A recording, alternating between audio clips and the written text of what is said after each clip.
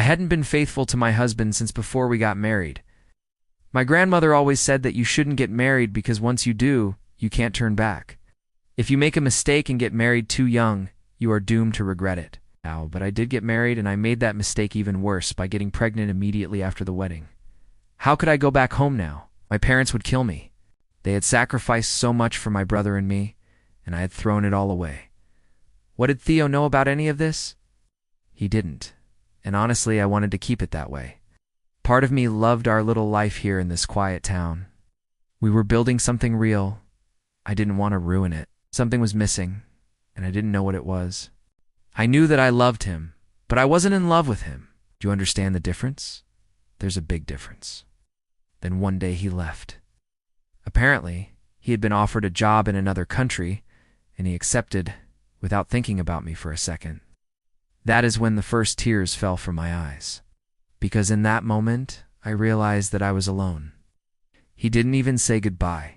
He left while I was at work, and when I came home, the only thing waiting for me was a note saying that he'd be back in 6 months. 6 months. How was I supposed to deal with that?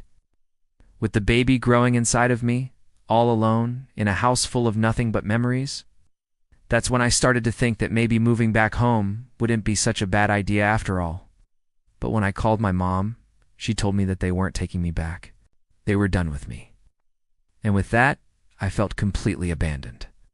At some point during those 6 months, I started going to therapy, and that helped me put my thoughts into perspective.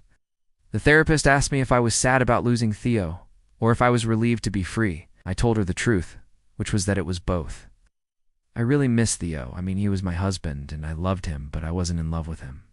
Not anymore, anyway. In fact, I was kind of glad that he had left, because now I could start living my life. Now I could finally figure out who I was, what I wanted, and how I was going to be a good mother. That's what mattered most, right? After I saw that therapist, things started to look up. I found a new apartment, got a great job, and slowly started putting my life back together. But Theo never called. 6 months turned into 7, then 8, and suddenly, it had been a year since he'd left. He didn't send a single message or call me once, even though we were still married. It hurt, and sometimes I blamed myself. Was it all my fault? Did I push him away with my constant lies? After all, I was the one who chose to stay in that marriage and not tell him the truth. So it was kind of my fault. I knew that, but I also knew that I couldn't change the past. All I could do was focus on the present and try to create a better future for myself and my child. And that's exactly what I did. I worked hard, paid off my debts, and saved money to buy my daughter the best things in life. I wanted to give her the world. And even though I had no idea what being a mother was like, I knew that this feeling inside of me, this feeling of wanting to give her everything, that must be what it meant to be loved. I didn't have anyone else in my life, so I started taking care of myself, eating healthier, working out more, and trying to look my best. I thought maybe it was time to start dating again.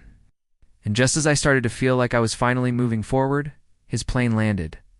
He came back into my life like nothing had happened, like he hadn't left me alone a year ago to deal with everything on my own.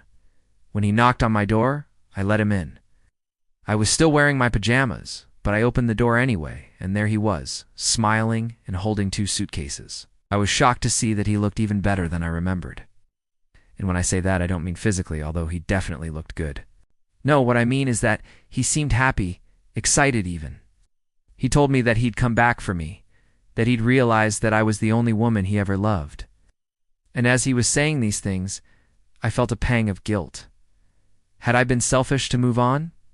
Had I done the wrong thing by letting him go? I don't know. All I do know is that I invited him in, gave him food, and made him comfortable. Then I went to bed. I didn't want to sleep with him. It had only been a few hours since I'd met up with him again, and I was unready. I needed more time to think about everything. Plus, I had feelings for someone else, someone who had treated me right when Theo had left me all alone. But the next morning when I woke up, Theo wasn't there. He had left a note saying that he was going to run some errands, that he'd be back soon. And then he kissed me. He kissed me softly, like he was trying to make up for all the times he'd ignored me. And in that moment, I knew that I wanted him back. I wanted us to try again, that I wanted to make things work. I loved him. I knew that I did.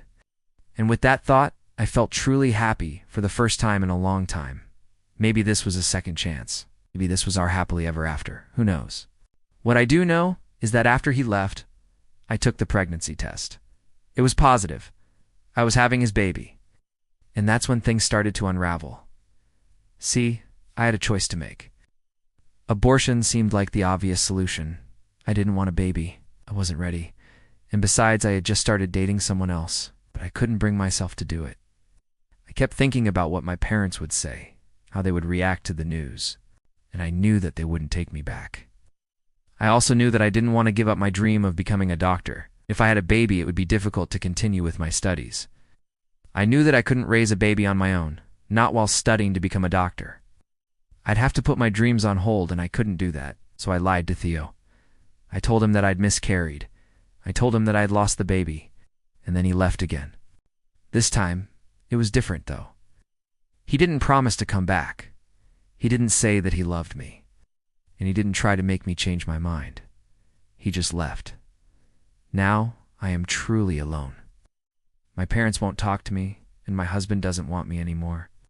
My dream of becoming a doctor is still alive, but it will be difficult to achieve. I know that I made mistakes.